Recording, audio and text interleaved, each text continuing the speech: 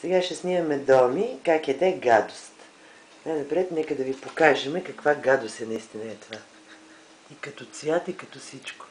А той горкия, гледай, физиономията, която прави, на отвращение. Той ще повърне. Няма.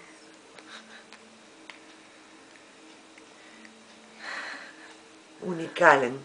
Само физиономията, като му види човек, и ти се отяжда. Той наистина ще повърне Цветелина. Никак не му харесва това. О, горкия. Какво бе, моето момче?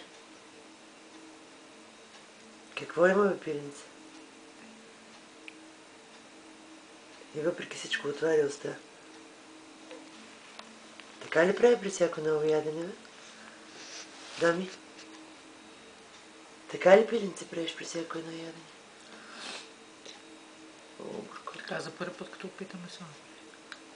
А това вътре месо има ли? Не. Това какво е? Картофи с панак. Спанак. Нали, той е толкова полезен. Да, ми отвори устичка. О, миличкото.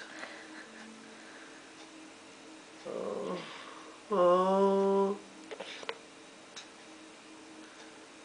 горкото.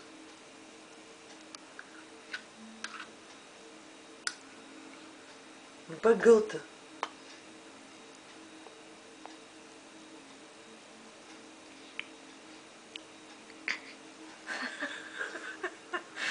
Смей се ти.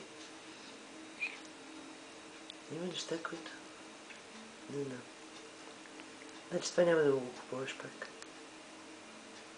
Много е полезно, моето момче, ама нещо... Нещо ти се гади от него. Оле.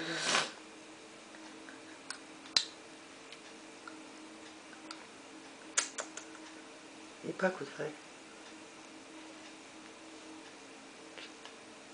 Какво да прави горкия?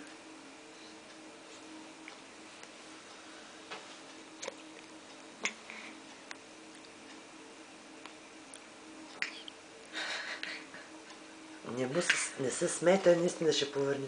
Не стига толкова.